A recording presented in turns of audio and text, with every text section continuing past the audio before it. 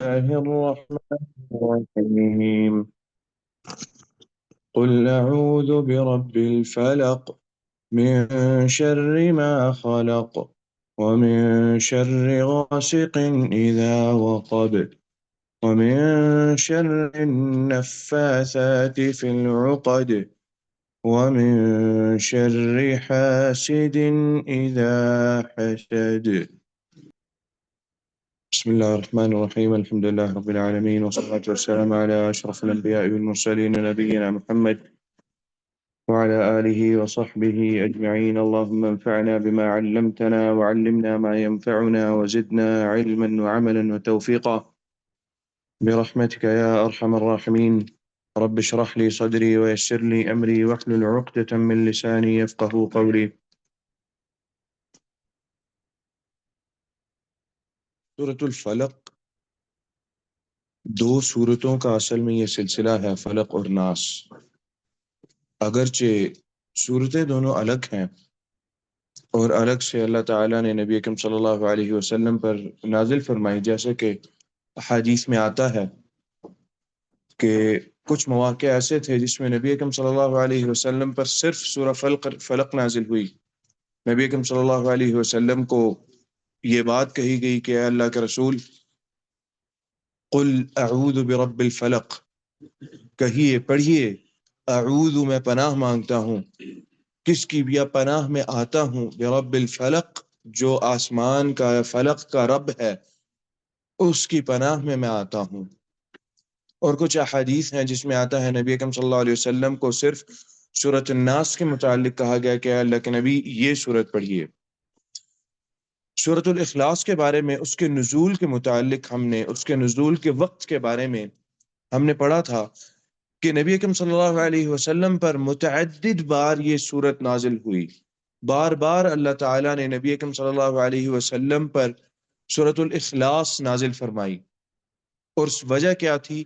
وجہ یہ تھی کہ جو مشرکین مکہ تھے، مکہ کے اندر اور مدینہ میں مشرکین تھے، منافقین تھے، یہود تھے، یہ سارے نبی اکرم صلی اللہ علیہ وسلم سے اللہ تعالیٰ کے متعلق سوال کرتے تھے، اللہ تعالیٰ کی ذات کے بارے میں سوال کرتے تھے. تو نبی اکرم صلی اللہ علیہ وسلم ہر سوال کے جواب میں انتظار کرتے اور اللہ تعالیٰ نبی اکرم صلی اللہ علیہ وسلم پر وہی سورت نازل فرما دیتے، سورۃ الاخلاص، جو پہلے نازل ہو چکی تھی.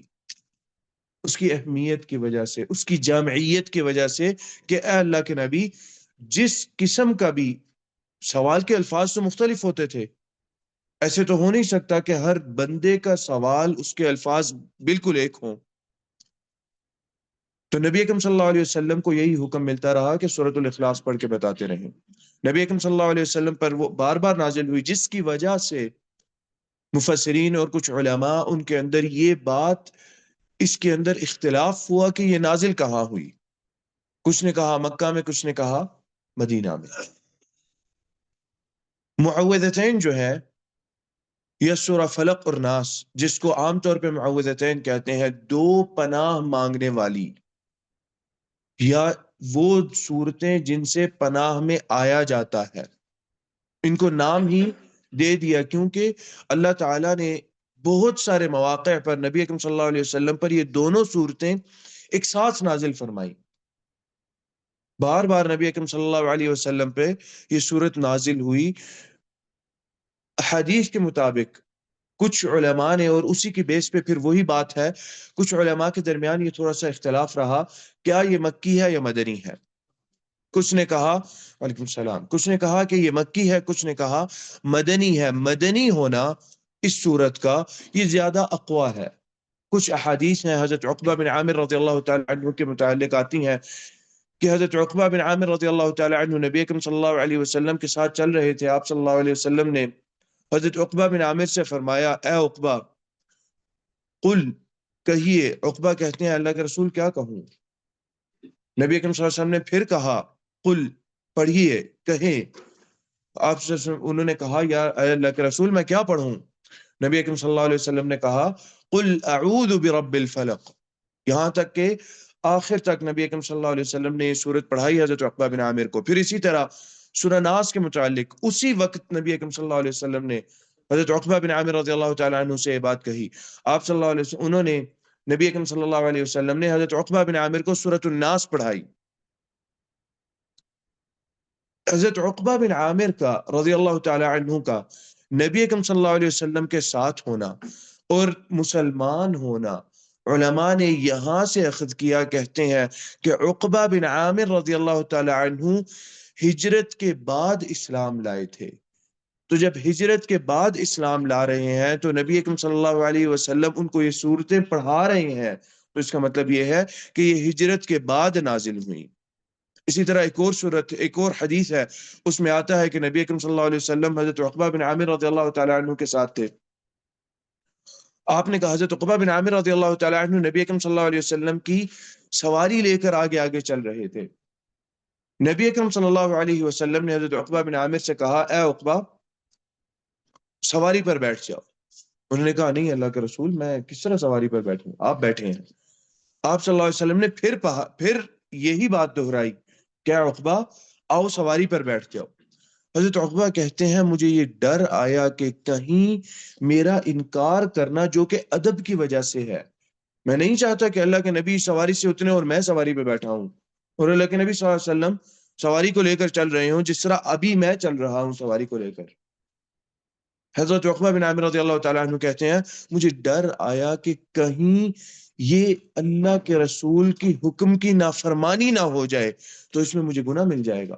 کہتے ہیں فَرَكِبْتُ هُنَيْهَةً، میں بیٹھا، تھوڑی دیر کے لیے بیٹھا، اور نبی اکرم صلی اللہ علیہ وسلم نیچے اترے، جیسے حضرت عقبہ رضی اللہ تعالیٰ عنہ چل رہے تھے ویسے ان کے ساتھ ساتھ چلے. اس کے بعد کہتے ہیں میں اتر گیا اور نبی اکرم صلی اللہ علیہ وسلم واپس بیٹھے آ کر سواری کے اوپر. پھر نبی اکرم صلی اللہ علیہ وسلم نے حضرت عقبہ بن عامر سے فرمایا، کیا عقبہ دو صورتیں ہیں جو آج تک کسی کے اوپر اس طرح کی نازل نہیں ہوئی. حضرت عقبہ بن عامر کو نبی اکرم صلی اللہ علیہ وسلم نے پھر سورت فلق اور سورت ناس، یہ دونوں صورتیں نبی اکرم صلی اللہ علیہ وسلم نے پڑھ کے سنائی حضرت عقبہ بن عامر رضی اللہ تعالیٰ عنہ کو. فرماتے ہیں کہ تھوڑی دیر بعد نماز کا وقت ہوا، نبی اکرم صلی اللہ علیہ وسلم نے نماز پڑھائی تو نماز میں یہی دو صورتیں پڑھیں، اور اس کے بعد پھر نبی اکرم صلی اللہ علیہ وسلم حضرت عقبہ بن عامر کے پاس سے گزرے اور آپ صلی اللہ علیہ وسلم نے فرمایا، اے عقبہ رات کو جب سو اور جب اٹھو تو یہ دونوں صورتیں ایک ساتھ پڑھنا. یہاں پر ان کا یہ جو دو صورتیں ہیں، پناہ لینے کے مختلف اوقات اور ان صورتوں کے ذریعے اللہ تعالیٰ کی پناہ حاصل کرنا، ان کے مختلف اوقات کا بھی پتہ چلتا ہے کہ نبی اکرم صلی اللہ علیہ وسلم نے سونے اور اٹھنے کے وقت پہ حضرت عقبہ بن عامر کو کہا کہ یہ دو صورتیں پڑھنی ہے. اسی طرح ایک اور حدیث ہے جس میں آتا ہے کہ نبی اکرم صلی اللہ علیہ وسلم نے حضرت عقبہ بن عامر کو اسی طرح یہی صورتیں آپ حضرت عقبہ بن عامر کے سامنے بیان کی اور یہ کہا کہ اے عقبہ ان دونوں صورتوں کو ہر نماز کے ختم ہونے کے بعد ضرور دہرا لینا، ضرور پڑھ لینا. تو ان واقعات کو سامنے رکھتے ہوئے علماء نے یہ بات کہی کہ یہ صورت مدنی صورت ہے اور یہ زیادہ اقویٰ ہے کہ یہ صورت مدینہ میں ہی نازل ہوئی. یہ والی رائے زیادہ قریب ہے، زیادہ اقویٰ ہے. لیکن تیسرا گروہ تھا علماء کا، انہوں نے یہ کہا کہ یہ صورت مکہ اور مدینہ دونوں میں ہی تھی. اور وجہ کیا تھی؟ وجہ یہ تھی کہ مکہ کے اندر نبی اکرم صلی اللہ علیہ وسلم کے ساتھ جو واقعات پیش آ رہے تھے، آپ صلی اللہ علیہ وسلم کی زندگی جس طرح وہاں پر چل رہی تھی، جن مشکلات سے نبی اکرم صلی اللہ علیہ وسلم گزر رہے تھے، ان مشکلات میں اس طرح کی چیز نبی اکرم اس طرح کی صورت یا اس طرح کے الفاظ نبی اکرم صلی اللہ علیہ وسلم کی کہ دل کی تسکین کے لیے بڑے ضروری تھے، اور آپ صلی اللہ علیہ وسلم کی اپنی ایک طرح سے کہہ لیجئے کہ حفاظت کے لیے بھی، کہ اللہ تعالیٰ کی پناہ میں آنا کس سے؟ اس شر سے جو کہ جن اور ناس دونوں میں سے ہو سکتا ہے. نبی اکرم صلی اللہ علیہ وسلم جس طرح مکہ کی زندگی میں کھڑے ہو گئے، سرداروں کے خلاف کھڑے ہو گئے، نبی اکرم صلی اللہ علیہ وسلم بے سر و سامان، آپ صلی اللہ علیہ وسلم کی وہ خود بذات ہی آپ صلی اللہ علیہ وسلم کی کوئی طاقت نہیں تھی، نہ ہی آپ صلی اللہ علیہ وسلم کا کوئی منصب تھا۔ جس چیز پر اعتراض تھا مکہ والوں کو کہ اس نبی کا منصب بھی نہیں ہے، ہم کیوں اس نبی کے پیروکار بنے؟ کیا اللہ تعالی کو ان دو بستیوں میں کوئی اور شخص نہیں ملا تھا جس کو اللہ تعالیٰ نبی بناتے؟ اس کے بعد اللہ تعالیٰ نے کفار مکہ کے اس طرح کے اعتراضات کے بارے میں اللہ تعالیٰ نے یہ بات ارشاد فرمائی، اہم یقسمون رحمت ربک، کیا یہ ہے اللہ کی رحمت کو تقسیم کرنے والے؟ یہ ہوتے کون ہیں اللہ تعالیٰ کی رحمت کے بارے میں بات کرنے والے؟ ایسے لوگوں کے ساتھ نبی اکرم صلی اللہ علیہ وسلم کا سامنا تھا، اور بے سر و سامان آپ صلی اللہ علیہ وسلم ڈٹ گئے، کھڑے ہو گئے ڈٹ کے اپنی دعوت کے ساتھ، اور اللہ تعالیٰ کے جو تبلیغ تھی اللہ تعالیٰ کے متعلق اور جو توحید کی دعوت تھی، اس دعوت کو لے کر ڈٹ کے کھڑے ہو گئے نبی اکرم صلی اللہ علیہ وسلم۔ ابو جہل کے سامنے امیہ بن خلف تھا، ولید بن مغیرہ تھا، عقبہ بن عامر تھا، یہ سارے بڑے بڑے سردار ہیں جن کے سامنے نبی اکرم صلی اللہ علیہ وسلم کھڑے ہو گئے۔ آئے روز نبی اکرم صلی اللہ علیہ وسلم کے متعلق ان کی خفیہ محفلیں ہوتی جن میں یہ بات کرتے کہ ہم نے اس کا کرنا کیا ہے۔ اعلانیہ اس وجہ سے نہیں کر سکتے تھے کہ ابو طالب موجود تھے۔ ابو طالب کی ایک اس طرح کی حفاظت اور اس طرح کا اللہ تعالیٰ کی طرف سے تھی یہ بات، ایک ایسی خاص جو سپورٹ تھی اور مدد نبی اکرم صلی اللہ علیہ وسلم کو حاصل رہی، جس میں ابو طالب نے نبی اکرم صلی اللہ علیہ وسلم کی بہت ساری جگہوں پر حفاظت بھی کی، اور لوگ کچھ کرتے ہوئے یہ پہلے سوچتے کہ ہمیں ابو طالب کو جواب دینا پڑے گا۔ ان حالات میں نبی اکرم صلی اللہ علیہ وسلم، اس کے باوجود آپ صلی اللہ علیہ وسلم کھڑے رہے، اور ابو طالب کا فوت ہو جانا 10 ہجری، اس میں پھر یہ ساری چیزیں آتی ہیں کہ نبی اکرم صلی اللہ علیہ وسلم کو اس طرح کی حفاظت کی اور پناہ کی ضرورت تھی۔ تو یہ بعید نہیں ہے کہ اللہ تعالیٰ نے یہ صورتیں نبی اکرم صلی اللہ علیہ وسلم کو مکہ میں بھی نازل فرما دی آپ صلی اللہ علیہ وسلم پر، چونکہ مفسرین نے یہ بات ارشاد فرمائی، یہ بات کہی مفسرین نے کہ جو ان دونوں صورتوں کا موضوع ہے اور انداز کلام اور بیان ہے وہ مکی صورتوں جیسا ہے۔ صورتیں چھوٹی چھوٹی ہیں لیکن انداز بیان کو علماء نے بھانپ لیا، اور مفسرین نے اس کا اندازہ لگا لیا کہ اس طرح کی جو بیان تھا وہ مکہ میں ہوتا رہا۔ اور اس کی ایک اور وجہ بھی یہ تھی کہ نبی اکرم صلی اللہ علیہ وسلم، ابو جہل جو تھا وہ آپ صلی اللہ علیہ وسلم کے مخالف تھا، بنو امیہ سے تھا ابو جہل، اور نبی اکرم صلی اللہ علیہ وسلم عبد مناف سے تھے۔ آپ صلی اللہ علیہ وسلم اس کے سامنے کھڑے ہوئے، اس شخص کو آپ صلی اللہ علیہ وسلم اندر دل میں آپ صلی اللہ علیہ وسلم کی سچائی کا اندازہ ہو چکا تھا۔ اس نے یہ اس بات کا اظہار کیا کہ ہمارا اور عبد مناف کا تو مقابلہ ہے ایک دوسرے کے ساتھ، ہمارا تو ٹاکرا ہے ایک دوسرے سے، ہم کیوں عبد مناف کے اندر جو نبی آیا اس پر ہم ایمان لے کر آئے؟ اب مقابلہ ہمیشہ رہا، عبد مناف کا اور بنو امیہ کا ہمیشہ مقابلہ رہا۔ کہا جاتا ہے، ابن ہشام رحمہ اللہ سیرت کے اندر ذکر کرتے ہیں، اپنی سیرت کی کتاب میں ذکر کرتے ہیں کہ عبد مناف والے جو کام کرتے، ابو جہل اور اس کے اصحاب اور بنو امیہ والے وہی کام دہراتے۔ لوگوں کو کھانا کھلایا جاتا تو بنو امیہ والے بھی لوگوں کو کھانا کھلاتے، لوگوں کو پانی پلایا جاتا، لوگوں کی ضیافت کی جاتی تو بنو امیہ والے بھی ضیافت کرتے۔ یہ چونکہ تمام معاملات اور یہ چیزیں خاص طور پہ عبد مناف کے پاس تھیں، لیکن مقابلے کے اندر بنو امیہ بھی کرتے یہ کام کہ نہیں، ہم نے بھی ساتھ ساتھ معاملہ رکھنا ہے۔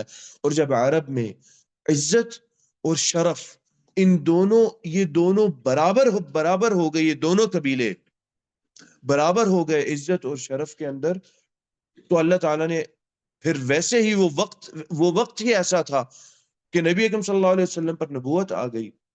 اب ابو جہل یہ کہتا تھا کہ اب ہم اس کا کیسے جواب دیں؟ تم لوگوں نے تو اپنے اندر یہ کہہ دیا کہ ہمارے اندر تو نبی ہے، اب ہم اس کا جواب کیسے دیں؟ ایک جھوٹا نبی تو کھڑا کر سکتے تھے.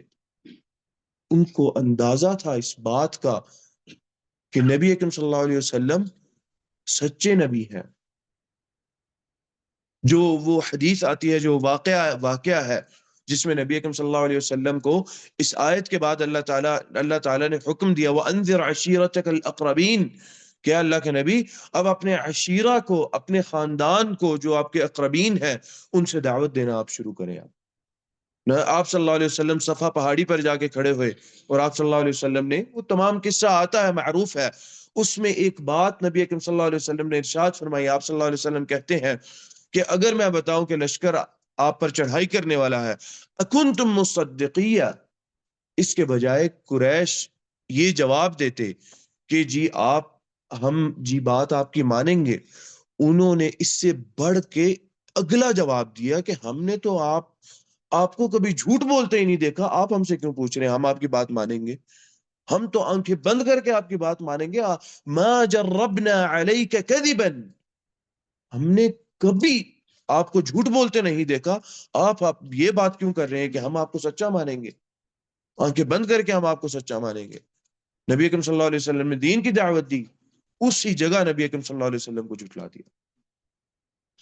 ایسے دشمن سے نبی اکرم صلی اللہ علیہ وسلم کا سامنا تھا، اور وہ آئے دن جادو کروانے کی کوشش کرتے نبی اکرم صلی اللہ علیہ وسلم پر، نبی اکرم صلی اللہ علیہ وسلم کو قتل کرنے کی کوشش کرتے، سازشیں کرتے کہ کیسے نبی اکرم صلی اللہ علیہ وسلم کو قتل کرنا ہے.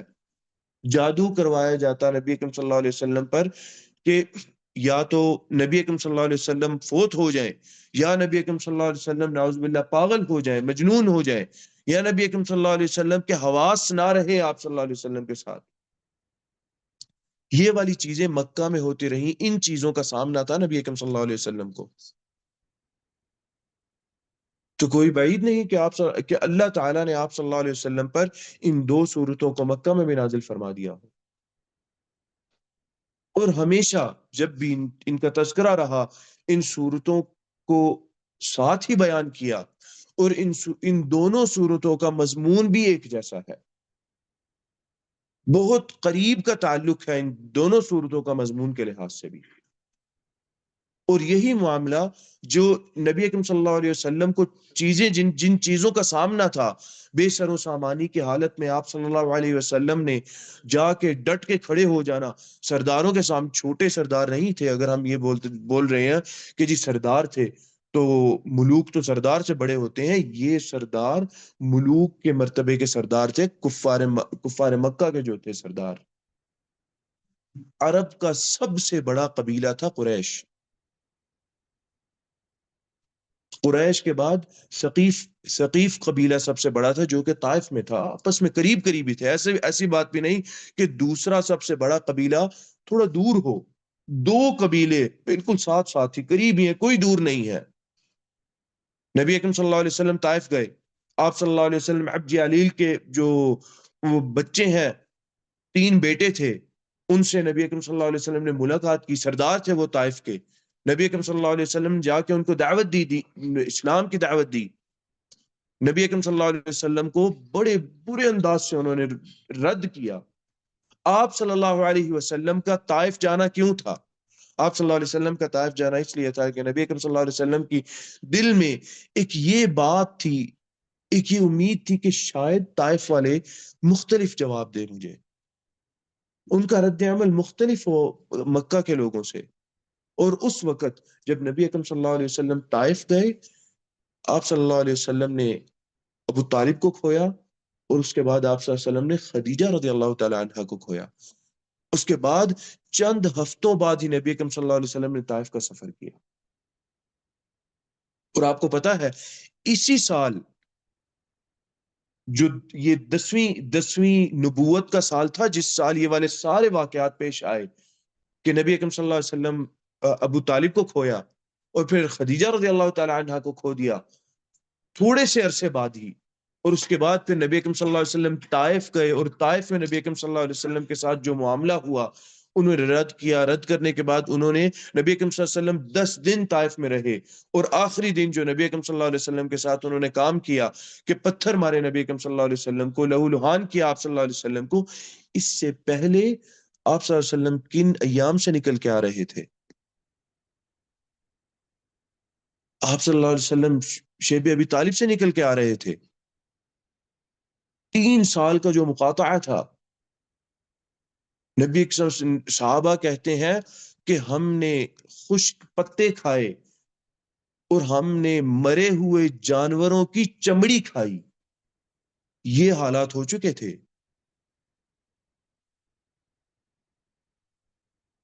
اور وہ سبزہ کیا سبزہ جو پتھریلی زمین پہ اگے. مکہ میں تو کچھ اگتا بھی نہیں ہے. مکہ سے چل کے طائف کی طرف جانا شروع کریں تو کچھ زمین نظر آتی ہے کہ یہاں پر شاید کچھ اگ سکتا ہو، اور اس کے بعد جب طائف میں اوپر پہاڑوں میں چلے جاتے ہیں وہاں پہ کچھ کھیت ہیں، وہاں پہ کچھ باغات، آج بھی باغات موجود ہیں، گلاب کے پھول کے باغات ہیں، اور وہاں پہ پھر پھلوں کے باغات طائف میں پائے جاتے ہیں. لیکن مکہ کے اندر آج بھی کچھ نہیں اگتا. اس زمین، اس پتھریلی زمین پر نبی اکرم صلی اللہ علیہ وسلم نے اور آپ صلی اللہ علیہ وسلم کے صحابہ نے کس طرح ایام گزارے اس کا اندازہ کسی کو نہیں ہو سکتا. صحابہ کہتے ہیں کہ ہمیں گھوڑے اور گدھے کی طرح کا پخانہ آنا شروع ہو گیا تھا، بکریوں کی طرح کا پخانہ، مینگنیاں آنا شروع ہو گئی تھی ہمیں. اس طرح کا کھانا ہم کھاتے تھے. ان حالات کا نبی اکرم صلی اللہ علیہ وسلم کو سامنا تھا مکہ میں. اس لیے نبی اکرم صلی اللہ علیہ وسلم کو اس طرح کی حفاظت کی اور پناہ کی ضرورت رہی. جب دل کمزور پڑتا ہے تو اس طرح کی چیز اللہ تعالیٰ دیتے ہیں، نبی اکرم صلی اللہ علیہ وسلم کو دیتے رہے. اور آپ صلی اللہ علیہ وسلم کو اس طرح کی جو سپورٹ ہے اس کی اب ضرورت بھی تھی. اس وجہ سے نبی اکرم صلی اللہ علیہ وسلم، اور یہی حالات تھے، اسی طرح کی چیزیں تھیں. قرآن میں اللہ تعالیٰ نے 2-3 جگہوں پر ارشاد فرمایا موسیٰ علیہ السلام کے بارے میں، بے سر و سامانی کی حالت میں. ہاں، وہ فرعون کے پاس ہی جو پرورش ہوئی ان کی، اور وہ ایک الگ معاملہ تھا کہ کس انداز سے تمام بچے قتل کیے جاتے رہے، اور بچنا تھا تو وہی بچا جس کے متعلق خواب تھا، موسیٰ علیہ السلام. اور موسیٰ علیہ السلام بڑے ہوتے ہیں. اب موسیٰ علیہ السلام کے پاس کوئی طاقت نہیں تھی، کچھ نہیں تھا. خاص طور پہ جب دعوت شروع کی تو موسیٰ علیہ السلام کے پاس کچھ بھی نہیں رہا. موسیٰ علیہ السلام نے بھی جب دو چیزیں رہیں. ایک تو یہ تھی کہ موسیٰ علیہ السلام نے کہا، ایک بہت بڑی پوچھ تھی اللہ تعالیٰ سے. موسیٰ علیہ السلام نے کہا یا اللہ، میری زبان میں لکنت ہے، تو یا اللہ میرے بھائی کو میرے ساتھ کر دے، میرا مددگار بنا دے. یہ حضرت موسیٰ علیہ السلام نے پوچھا تھا. اللہ تعالیٰ نے کہا مددگار چاہتا ہے، میں اس کو نبی بنا دیتا ہوں. نبی بنا کے مددگار حضرت موسیٰ علیہ السلام کا بنایا. اور پھر دوسری چیز یہی تھی کہ بے سر و سامانی کی حالت میں جس طرح حضرت موسیٰ علیہ السلام فرعون کے سامنے اور قارون کے سامنے ڈٹ کے کھڑے ہو گئے، اس میں حضرت موسیٰ علیہ السلام نے یہی بات کی، وَإِنِّي أُعِيدُهَا بِكَ وَذُرِّيَّتَهَا مِنَ الشَّيْطَانِ الرَّجِيمِ وَإِنِّي عُذْتُ بِرَبِّي وَرَبِّكُمْ مِنْ كُلِّ مُتَكَبِّرٍ لَا يُؤْمِنُ بِيَوْمِ الْحِسَابِ، کہ تجھ سے اور تجھ جیسے ہر متکبر سے میں اپنے اور تیرے رب کی پناہ میں آتا ہوں. اور اللہ تعالیٰ حفاظت کرتے رہے. ظاہری طور پہ محسوس ہوتا ہے کہ بڑے سخت حالات تھے، اور جو جیسے صحابہ کے ساتھ رہا، مشرکین جو تھے کرتے تھے، مارتے تھے، پیٹتے تھے، اور عذاب دیتے تھے، اور ان کے ساتھ معاملات واضح تھے سب کے سامنے. لیکن اس کے باوجود وہ کیسے اس طرح گزرتے رہے ان سارے معاملات سے. وہ اللہ تعالیٰ کی پناہ نہ ہوتی تو شاید نہ گزر پاتے ان معاملات سے. اللہ تعالیٰ کی پناہ حاصل کی تو اسی وجہ سے گزرے ان سارے معاملات سے. اس کے بعد آپ صلی اللہ علیہ وسلم مدینہ آتے ہیں. مدینہ میں نبی اکرم صلی اللہ علیہ وسلم کا سامنا صرف اب مشرکین سے نہیں تھا، مدینہ میں آپ کا سامنا مشرکین تھے، عیسائی تھے کچھ، اور یہودی تھے، اور یہودیوں میں سے پھر منافقین تھے۔ ان تمام کا سامنا نبی اکرم صلی اللہ علیہ وسلم کو تھا۔ اللہ تعالیٰ نے قوت عطا کر دی، ایک سٹیٹ اللہ تعالیٰ نے عطا کر دی، ایک منصب آپ صلی اللہ علیہ وسلم کے پاس آیا جس کو آپ نے اپنے لیے کبھی نہ استعمال کیا، ہمیشہ امت کے فائدے کے لیے چلتے رہے۔ وہاں پر بھی پھر نبی اکرم صلی اللہ علیہ وسلم کو ان معوذات کی ضرورت تھی۔ وہاں کے لوگوں کے بارے میں آتا ہے، مدینے کے لوگوں کے بارے میں آتا ہے کہ آپ صلی اللہ علیہ وسلم آئے تو انہوں نے کثرت سے جادو کروانا شروع کر دیا نبی اکرم صلی اللہ علیہ وسلم پر۔ وہی بات ہے کہ اللہ کی حفاظت نہ رہتی تو آپ صلی اللہ علیہ وسلم محفوظ رہتے کبھی کہ نہ رہتے۔ اللہ کی حفاظت تھی تو ہی محفوظ رہے نبی اکرم صلی اللہ علیہ وسلم بھی۔ جیسے کہ نبی اکرم صلی اللہ علیہ وسلم نے کہا کہ اے عائشہ، اگر قیامت کے روز مجھ پہ بھی اللہ نے رحمت نہ کی تو میں بھی نہیں بچ پاؤں گا اللہ کے عذاب سے۔ مجھے بھی اللہ کی رحمت کی ضرورت ہے عذاب سے بچنے کے لیے۔ اس دنیا کے اندر بھی اللہ کی پناہ کی نبی اکرم صلی اللہ علیہ وسلم کو ضرورت تھی، اور آپ صلی اللہ علیہ وسلم حاصل کرتے رہے، سکھاتے رہے نبی اکرم صلی اللہ علیہ وسلم صحابہ کو بھی معوذتین۔ پھر نبی اکرم صلی اللہ علیہ وسلم جب بہت سارا جادو کرتے رہے، ان لوگوں نے کوشش کی کفار مکہ نے کہ ہم کریں، اور مختلف انداز سے، مختلف طریقوں سے، جب نہ اس کا اثر ان کو نظر آیا تو انہوں نے ایک قبیلہ بنی زریق کا جادوگر تھا، معروف قصہ ہے، لبید بن اعصم کے نام سے، اور بنو زریق قبیلہ اہل مدینہ کا، خزرج کا قبیلہ تھا۔ لبید بن اعصم کے بارے میں کچھ علماء نے کہا کہ یہ بندہ یہودی تھا، کہ مدینہ کے لوگوں میں سے یہودی ہو گیا، یا یہ بندہ منافق تھا، دونوں میں سے ایک چیز تھی۔ لیکن زیادہ لوگوں کا رجحان اور علماء اور محدثین کا رجحان یہی جاتا ہے کہ لبید بن اعصم یہودی تھا، اور یہ اتفاق ہے علماء کا کہ قبیلہ بنی زریق سے تھا، اور بنو زریق خزرج کا قبیلہ تھا۔ اس کا مطلب مدینے کے انصار میں سے تھا یہ، لیکن یہ یہودیت پر تھا، یا یہودیت کو اس نے قبول کر لیا تھا۔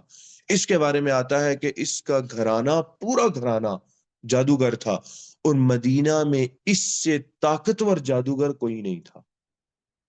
یا کہا جاتا ہے، مورخین نے لکھا ہے کہ اس کی بہنیں اس سے زیادہ طاقتور جادوگرنیاں تھیں۔ تو وہ سارے قبائل کے سردار اور جتنے بھی لوگ ہیں نبی اکرم صلی اللہ علیہ وسلم کے خلاف جو تھے، آ گئے لبید بن اعصم کے پاس، جی بھائی دیکھو، ہم نے تو بڑی بڑی کوشش کی، ہمارے پاس تم سے زیادہ طاقتور کوئی نہیں ہے، تو اب ہمیں تمہاری مدد کی ضرورت ہے کہ نبی اکرم صلی اللہ علیہ وسلم پر اپنا جادو چلاؤ اور اثر ہو نبی اکرم صلی اللہ علیہ وسلم پر۔ دیکھیں، پیچھے جادو کرتے رہے مورخین نے جو لکھی بات، لیکن اس کا اثر نہ رہا۔ چھپے چھپے کہیں کسی سے کہہ دیا کہ کچھ کر کے دکھا دو اس کے خلاف، نبی اکرم صلی اللہ علیہ وسلم کے خلاف۔ لبید بن اعصم کے پاس جب گئے، لوگ سارے سردار مل کے گئے، تو لبید بن اعصم نے کہا کہ مجھے کوئی چیز لا کے دو اس کے متعلق، یعنی نبی اکرم صلی اللہ علیہ وسلم کے سے تعلق رکھنے والی کوئی چیز لا کے دو۔ کہتے ہیں کہ نبی اکرم صلی اللہ علیہ وسلم کے پاس ایک یہودی لڑکا کام کرتا تھا، ملازم تھا نبی اکرم صلی اللہ علیہ وسلم کے پاس۔ اس سے کہا گیا، اس سے حاصل کی، کہتے ہیں کہ نبی اکرم صلی اللہ علیہ وسلم کی کنگھی حاصل کی، جس میں نبی اکرم صلی اللہ علیہ وسلم کے بال مبارک تھے۔ اور پھر لبید بن اعصم نے جادو کیا، خود کیا، یا کچھ روایت کے اندر آتا ہے کہ اس نے اپنی بہنوں سے کہا کہ تم میرے سے بھی زیادہ طاقتور جادوگرنیاں ہو تو اس سے کرو۔ غرض یہ ہے کہ لبید بن اعصم کے گھر سے جادو ہوا۔ جادو کرنے کے بعد لبید بن اعصم نے بنی زریق قبیلہ جس محلے میں رہتا تھا، اس چیز کی پہلے میں وضاحت کر چکا ہوں کہ اس وقت محلے قبائل کے حساب سے جانے جاتے تھے، کہ فلانا محلہ فلانے قبیلے کا ہے، فلانی جہت فلانے قبیلے کی ہے۔ قبائل پوری ایک ایک جگہ پہ رہتے تھے، پھیل کے نہیں رہتے تھے۔ قبیلہ بنی زریق کا ایک کنواں تھا، ذروان نام کا کنواں تھا، اس کنویں کے اندر اس نے جادو کر کے اس چیز کو پھکوا دیا، پتھر کے نیچے رکھوا دیا۔ نبی اکرم صلی اللہ علیہ وسلم کو تکلیف رہی، لیکن ایک بات ذہن میں رکھیں کہ نبی اکرم صلی اللہ علیہ وسلم پر جادو کا اثر آنے میں پورا ایک سال لگا، پورا ایک سال لگا کہ نبی اکرم صلی اللہ علیہ وسلم پر اس جادو کا تھوڑا سا اثر بھی ہو۔ اور اثر نبی اکرم صلی اللہ علیہ وسلم پر اس جادو کا جو ہوا وہ صرف نبی اکرم صلی اللہ علیہ وسلم کے تھوڑے سے اپنے جو پرسنل معاملات ہیں ان پر ہوا۔ اب یہاں پر ایک اور بات ذہن میں رکھیں کہ معوذتین دی گئی نبی اکرم صلی اللہ علیہ وسلم کو کہ پر جادو جو تھا، جادو کا معاملہ، مستشرقین اور اعتراض کرنے والے، دین پر اعتراض کرنے والے یہاں پر یہ اعتراض کرتے ہیں کہ جب مکہ والے کہتے تھے کہ یہ مسحور ہے اور جادو والا واقعہ ثابت ہے، اس کا انکار نہیں کیا جا سکتا، تو مستشرقین اور اسلام مخالف لوگ یہ کہتے ہیں کہ مکہ والے تو سچے تھے، اس پہ تو جادو ہوا تھا۔ نعوذ باللہ، یہ بات بالکل غلط ہے، اور یہ غلط اس طرح ہے کہ نبی اکرم صلی اللہ علیہ وسلم کو جو اس کا اثر رہا جادو کا، پہلے تو یہ ہے کہ مدینہ کے اندر یہ اصل میں معاملہ شروع ہوا۔ مشرکین تو مکہ سے کہتے تھے کہ یہ اس پہ جادو ہے، اس پہ جادو کے اثرات ہیں، نعوذ باللہ، اور دل میں ان کے خود یہ بات معلوم تھی کہ نبی اکرم صلی اللہ علیہ وسلم سچے ہیں، جھوٹے تو نہیں ہیں۔ آپس کی جو نجی محفلیں تھیں ان میں بات کرتے تھے نبی اکرم صلی اللہ علیہ وسلم کے بارے میں کہ کیا کرنا ہے اس پہ۔ ایک سردار تھا نبی کے دوسرے سردار کے پاس آیا، آپ صلی اللہ علیہ وسلم کے بارے میں پوچھتا ہے، کہتا ہے کیا کرنا ہے اس کے بارے میں۔ پہلے انہوں نے آپ آس پاس دیکھا، کوئی سن تو نہیں رہا، ہمیں سردار تھے دونوں، کیا کرنا ہے اس کے بارے میں۔ کہتا ہے یار جو کہتا ہے نا وہ ٹھیک ہے، غلط نہیں ہے۔ کہتے ہیں ایمان لاؤ گے؟ کہتا ہے میں مرتے دم تک ایمان نہیں لاؤں گا اس کے اوپر۔ یقین تھا کہ جو کہتا ہے وہ ٹھیک ہے، دونوں آپس میں بات کر رہے ہیں، لیکن کہہ کے یہ اٹھے ہیں کہ میں مرتے دم تک ایمان نہیں لاؤں گا۔ صفوان بن امیہ ایک بندے کے ساتھ بیٹھا ہوا تھا، اس نے بھیجا، اس بندے سے اس نے بات کی، اس نے کہا کہ بھائی دیکھو کیا کہتے ہو تم، جا کے مدینہ جاؤ، جا کے قتل کرو اس کو۔ نبی اکرم صلی اللہ علیہ وسلم کو دیکھیں کیا حالات چل رہے ہیں، نبی اکرم صلی اللہ علیہ وسلم کو چاہیے تھی اس طرح کی حفاظت، اور ان تمام ہمارا بھی یقین ہونا چاہیے ساری چیزیں پڑھ کے کہ اللہ تعالیٰ نے ان چیزوں سے صرف اس طرح کی صورتوں کے ذریعے نبی اکرم صلی اللہ علیہ وسلم کی حفاظت کی، تو ہم کیوں نہ اس کو اپنی زندگی کے اندر لے کر آئیں۔ اور اس لیے نبی اکرم صلی اللہ علیہ وسلم حضرت حسن اور حسین خاص طور پر نبی اکرم صلی اللہ علیہ وسلم ان کو رقیہ کیا کرتے تھے ان دونوں صورتوں کا۔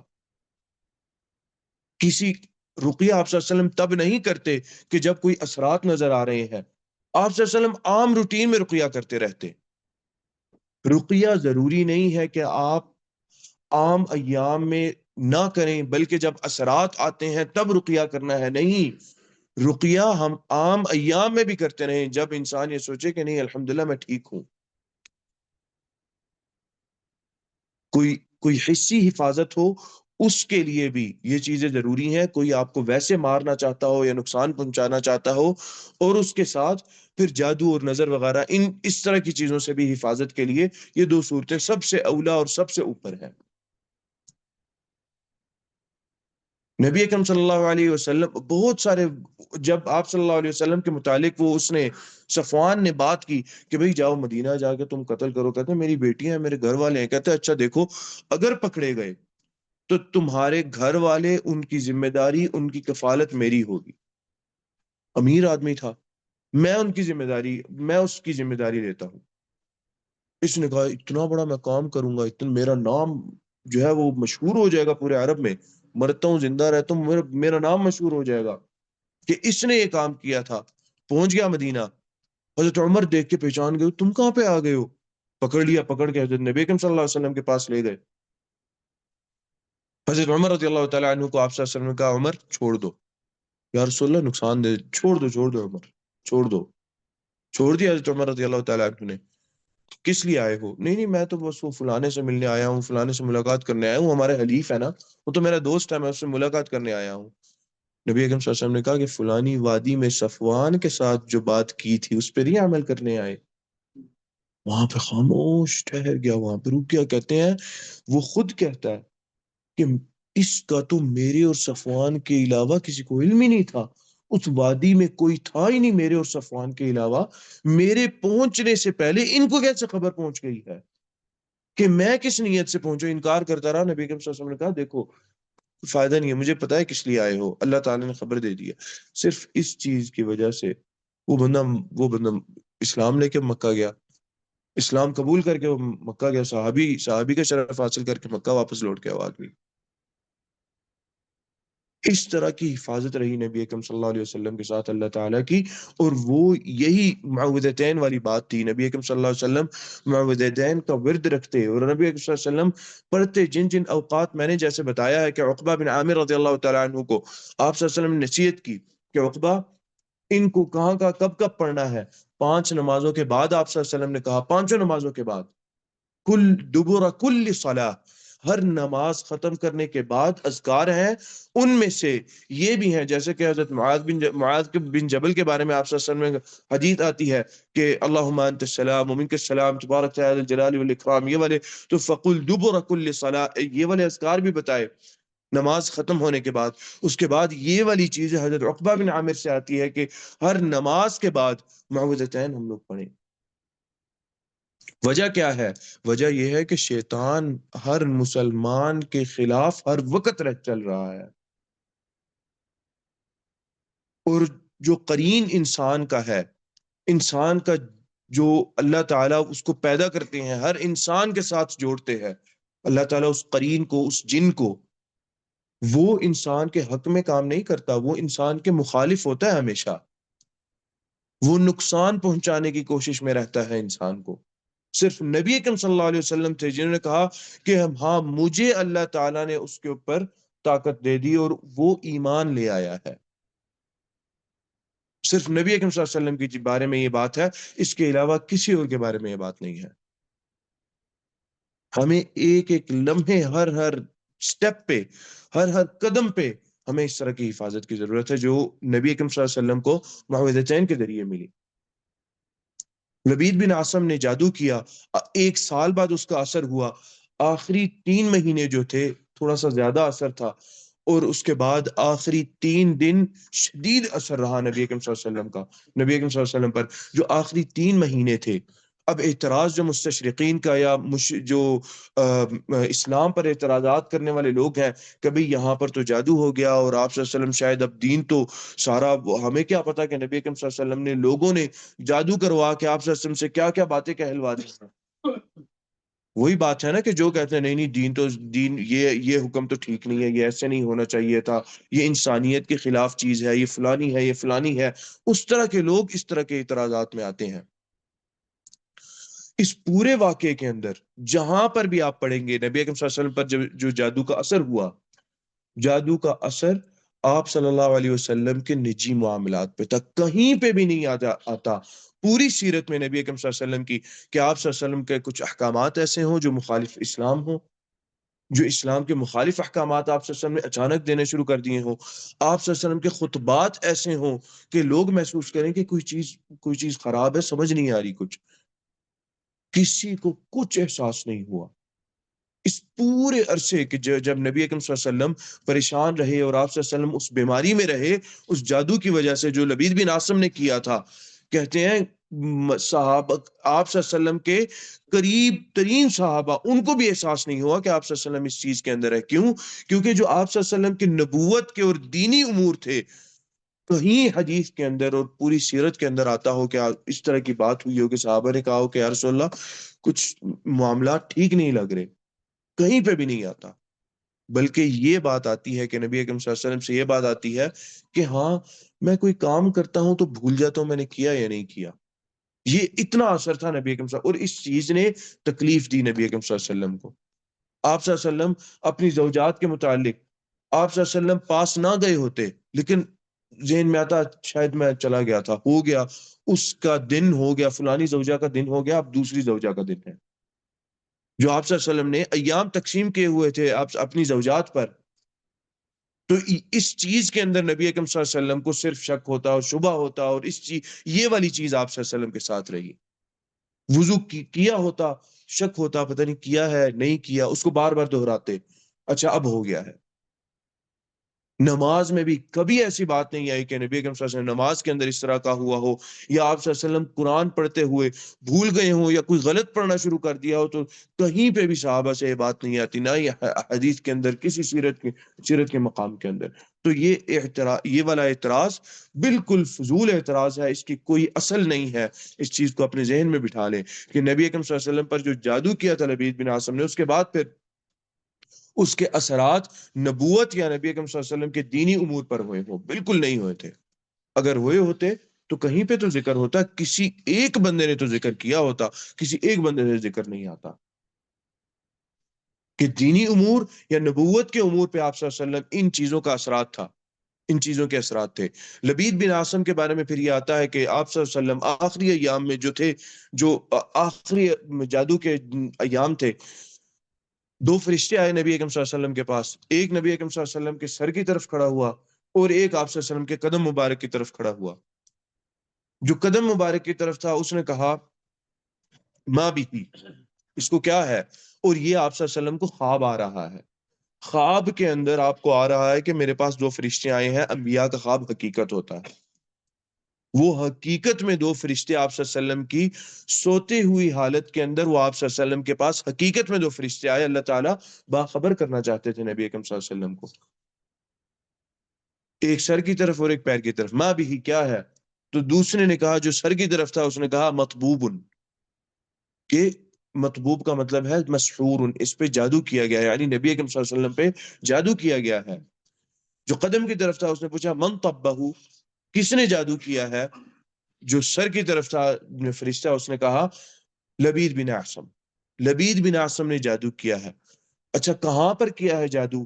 تو پھر سر کی طرف والے فرشتے نے جواب دیا فی مشط و مشاطہ، کنگھی، کنگھی کے دانت اور کنگھی کے اندر جو چیز ہوتی ہے اس پہ جادو کیا ہے۔ کنگھی میں کیا ہوتے ہیں؟ بال ہوتے ہیں، تو کنگھی کے دانت اور اس کے بال اور اس کے اندر جو بال تھے ان بالوں پہ جادو کیا ہے۔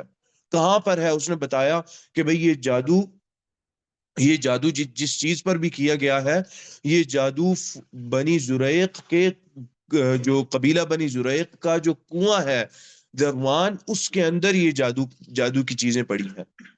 کس چیز پر ہے؟ اس نے کہا کہ یہ کھجور کے خوشے کے اندر ڈال کے اس وہاں نیچے اندھیرے میں چھپایا گیا ہے۔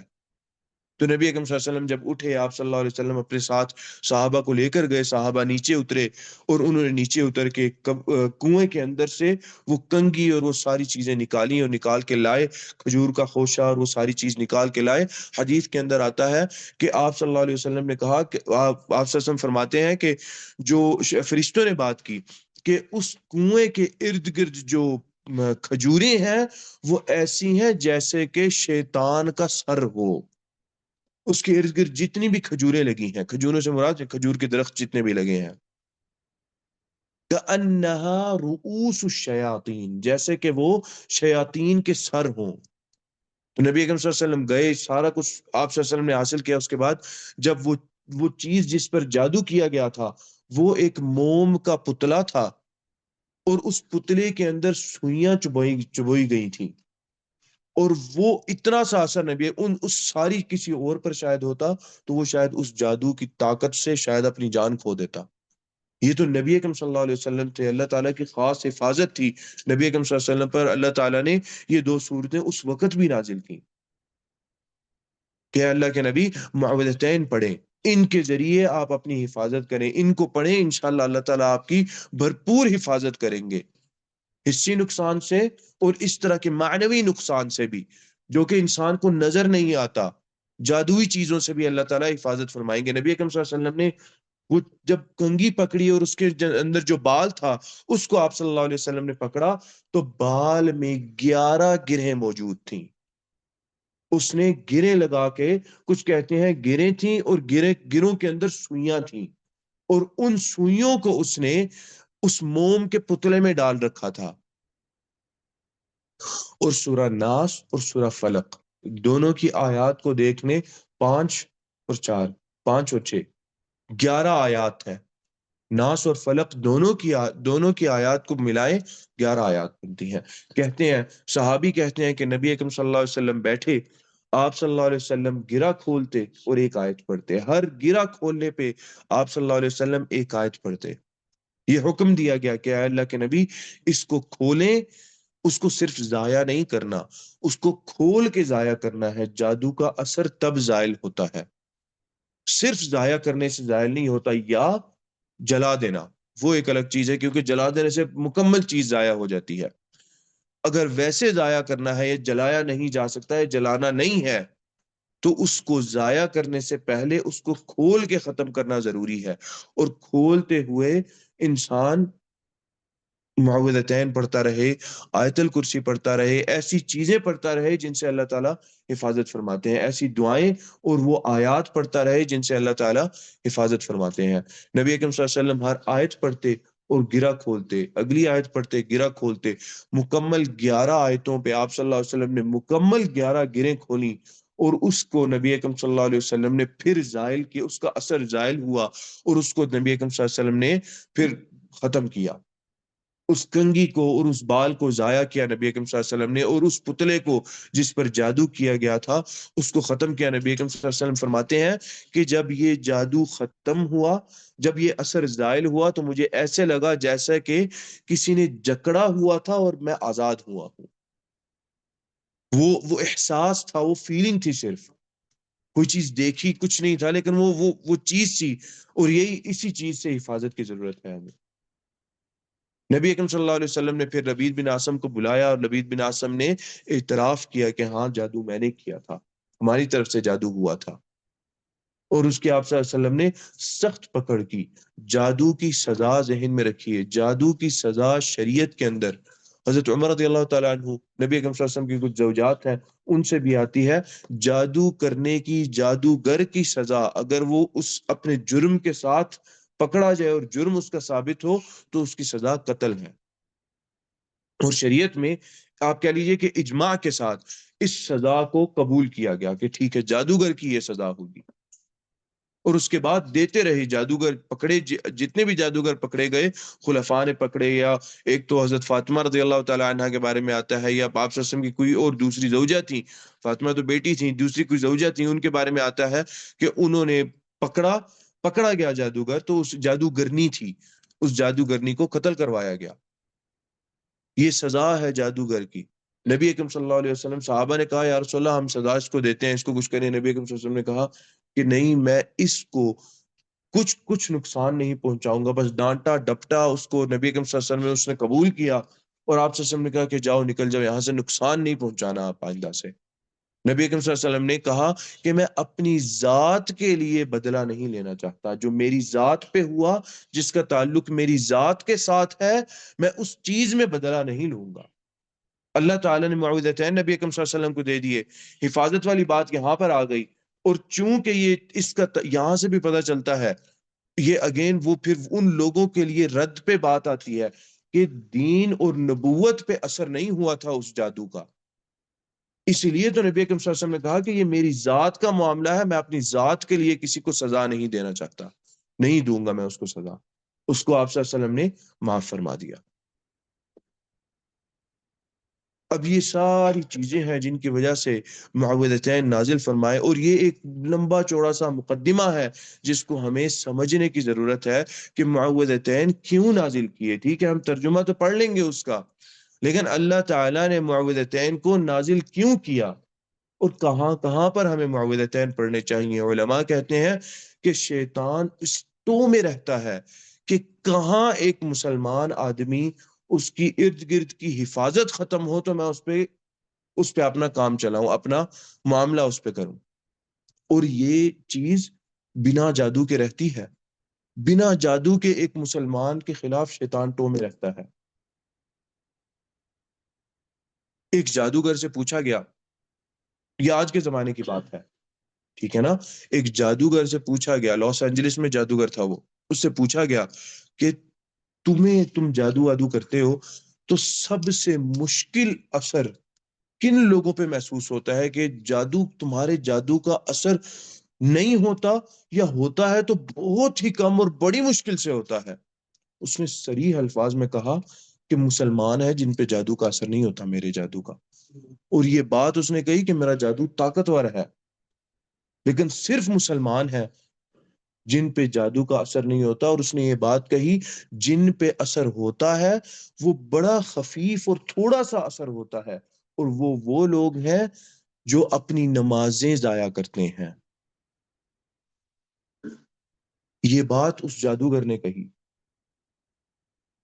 یعنی یہاں پر ایک نقص آتا ہے، تو جہاں پر نقص آتا ہے اس کے باوجود مسلمان کے ساتھ اللہ کی حفاظت ہوتی ہے کہ وہ مکمل اس کا جادو اثر نہیں کر پاتا، تھوڑا اثر کرتا ہے اس کا جادو۔ اور جو اس کا مطلب یہ ہے کہ جو صرف انسان نماز ہی پڑھتا ہو نا، وہ اللہ تعالیٰ کی بڑی بہترین حفاظت کے اندر آتا ہے۔ اور پھر اب سوچ لیجئے، آیت الکرسی حفاظت کے لیے ہے، معوذتین ہے حفاظت کے لیے ہیں، باقی اذکار ہیں ان کے اندر بھی انسان کی سوچ کی اور انسان کے دل کی حفاظت کی باتیں آتی ہیں۔ کوئی ایسی چیز نہیں ہے جہاں پر انسان کے لیے حفاظت نہ ہو۔ پھر سورہ فاتحہ ہے، شفا ہے انسان کے لیے، ہر چیز سے شفا، حسی مرض ہے یا معنوی مرض ہے، ایسی بیماری جو انسان کے جسد کو لگی جس کا ویسے علاج کیے جاتے ہیں، یا ایسی بیماری جس کا جو تشخیص نہیں ہوتی، جو کوئی جادوئی سی چیز لگتی ہے، اس کا بھی علاج سورہ فاتحہ کے اندر ہے۔ اور نبی اکرم صلی اللہ علیہ وسلم کا جاتے ہوئے پھر وصیت کرتے ہوئے جانا، الصلاۃ الصلاۃ الصلاۃ وما ملکت ایمانکم، کہ اے لوگو نماز کا خیال رکھنا، نماز کا خیال رکھنا، نماز کا خیال رکھنا، اور وما ملکت ایمانکم، اور ان کا جو تمہارے دائیں ہاتھوں کے نیچے ہیں، یعنی وہ چاہے لونڈی ہیں، غلام ہے، یا وہ کام کرنے والے ورکرز ہیں جو آپ کے انڈر ہیں، ان کا خیال رکھنا، قیامت کے روز کہیں یہ نہ آ جائیں تمہارے نیک اعمال لینے۔ تو یہ تھا اصل میں پس منظر معوذتین کا، کہ کہاں پہ نازل ہوئی، کس طرح نازل ہوئی، کیا اصل چیزیں تھیں، کن وجوہات کیا تھیں، کن وجوہات کی بنا پر اللہ تعالیٰ کو معوذتین نازل کرنے کی ضرورت پڑی۔ اور ایک آخری بات کرتے چلیں گے، وہ یہ ہے کہ جو مناسبت ہے قرآن کے ابتدا اور قرآن کے انتہا کی، ابتدا سورہ فاتحہ سے ہوئی جس کے اندر ہم اللہ تعالیٰ سے دعا کرتے ہیں مالک یوم الدین، اہدنا الصراط المستقیم صراط الذین انعمت علیہم، یہ دعا چل رہی ہے ہماری۔ اس ساری دعا کے اندر سب سے اہم چیز، ایک تو اللہ تعالیٰ کی تعریفات ہو گئیں، تعریفات کے بعد دعا ہو رہی ہے، اور سب سے اہم دعا ہے، اسی دعا پر اللہ تعالیٰ نے سورہ فاتحہ کو ختم کر دیا، اور وہ کیا ہے کہ اللہ تعالیٰ ہمیں سیدھا راستہ دکھانا، راستہ غیر المغضوب علیہم ولا الضالین، نہ ہی ان لوگوں کا جن پر آپ کا غصہ ہوا، اور نہ ہی یا اللہ ان لوگوں کا راستہ جو گمراہ ہوئے۔ راستے والی سب سے اہم دعا تھی کہ اللہ مجھے سیدھے راستے پہ رکھنا، سب سے اہم سورت قرآن کی اللہ تعالیٰ نے اس کے اندر یہ والی دعا بس صرف رکھی۔ اور آخر میں قرآن ختم ہو رہا ہے، اور مناسبت ایک یہ بن جاتی ہے کہ انسان ان شرور اور ان فتنوں سے پناہ مانگ رہا ہے جو انسان کو راہ راست سے ہٹانے والے فتنے ہیں۔ شروع میں ہم نے راہ راست کی دعا مانگی قرآن شروع کرتے ہوئے، کیونکہ قرآن اس ترتیب پر نبی اکرم صلی اللہ علیہ وسلم نے رکھوایا جو ترتیب اللہ تعالیٰ نے نبی اکرم صلی اللہ علیہ وسلم کو بعد میں دی۔ یہ نزول کی ترتیب نہیں ہے، نازل اس ترتیب سے نہیں ہوا، نازل واقعات کے لحاظ سے ہوا، نازل حاجت کے لحاظ سے ہوتا رہا کہ اچھا اب اس چیز کی حاجت ہے، اب اس چیز کی، اب اس چیز کی، اب اس حکم نازل ہونے کی حاجت ہے۔ اس کے بعد نبی اکرم صلی اللہ علیہ وسلم اللہ تعالیٰ کی جو سکھائی ہوئی چیز تھی اس کے مطابق بتاتے رہے کہ ان آیات کو فلانی صورت اور فلانی جگہ پہ رکھنا ہے، یا اس صورت کو اس جگہ پہ اور اس صورت کو اس جگہ پہ رکھنا ہے۔ سورہ فاتحہ شروع میں ہوئی جہاں پر ہم سیدھے راستے کی دعا مانگتے ہیں، اور آخر میں سیدھے راستے پر رہنے کی دعا مانگتے ہیں کہ یا اللہ ہم تیری پناہ میں آتے ہیں اس شر سے جو ہمیں سیدھے راستے سے ہٹائے، جو ہمیں سیدھے راستے سے دور کرے، اس شر سے ہم پناہ مانگتے ہیں۔ تو یہ ہے ان کا پس منظر، اور انشاءاللہ ان کی جو تفسیر ہے باذن اللہ، اور وہ اگلے جمعے انشاءاللہ ہم کریں گے۔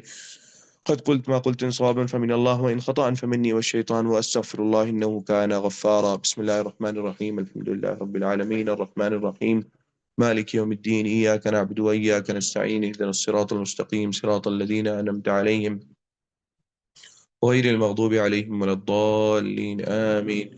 اللهم اغفر لنا ما قدمنا وما أخرنا وما أسررنا وما أعلنا وما أنت أعلم به منا، أنت المقدم وأنت المؤخر، لا إله إلا أنت.